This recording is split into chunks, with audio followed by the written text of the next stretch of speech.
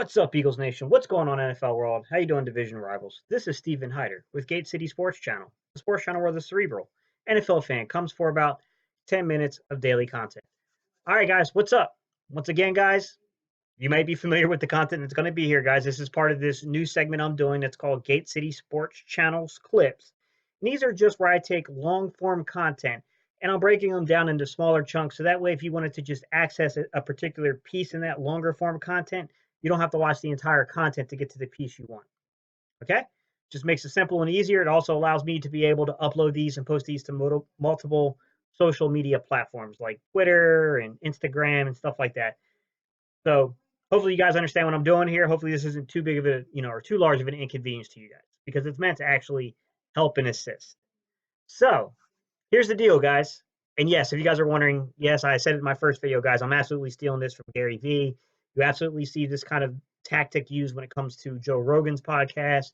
H3H3 is a big proponent of doing what I'm doing right now. I'm just kind of bringing this formula and applying it into the sports field, which seems kind of appropriate given that it's Gary Vee and his ultimate goal is to own the Jets. So it does seem like an appropriate use for that tactic. All right. So this film segment we're going to break down right now that I'm going to show to you.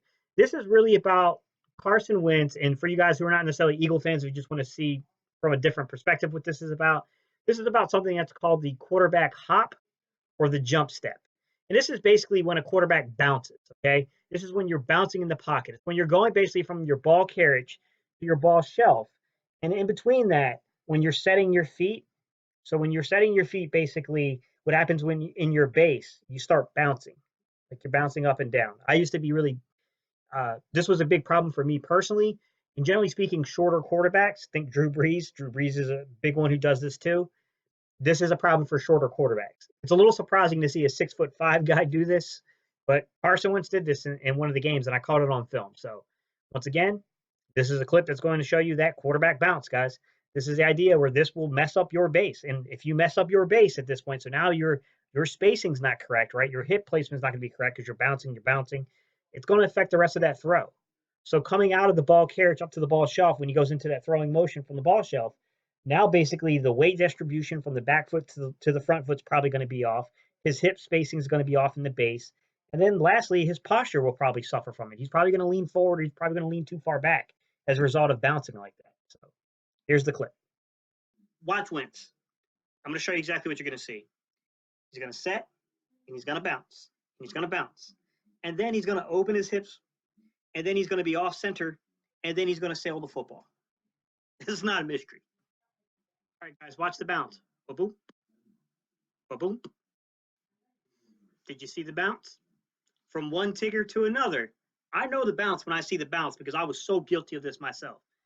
Ba-boom. Ba-boom. And then his posture goes off. He starts leaning. This isn't a mystery. Just watch, guys. Now you're going to watch his hips. Watch his foot placement. Guys, this is not a mystery. Press Taylor, I'm sorry, I would fire his ass. Guys, I want you to imagine you're playing second base and you open your hips like this to throw the ball to first. Guys, I think the ceiling is very high for a football player like Carson Wentz, and I think he's a very athletically gifted kid. I mean, he's got a very strong arm. He's a very mobile kid, and he's got all the attributes to be a very, very good quarterback in this football league, possibly elite. But look, I'm not going to sit and lie to you. I think a lot of us had the expectation that at this point in his career, we would probably see more signs towards the progression towards that status of elite than what we're seeing. There's a lot going on here, guys. From the offensive line playing like crap, a lack of general weapons around Carson Wentz, to basically the coaching staff probably not putting him in the best positions with their play calling. So let's be real, guys. The point I'm showing you this is that as much as I like Carson Wentz, as much as I believe in his talent, there are some fundamental issues with Carson. Some things he's got to get cleaned up. And I really think this front office needs to wake up and actually put coaches who can push this kid, who can challenge this kid and guide him in the correct direction to get as much as we can get out of this kid.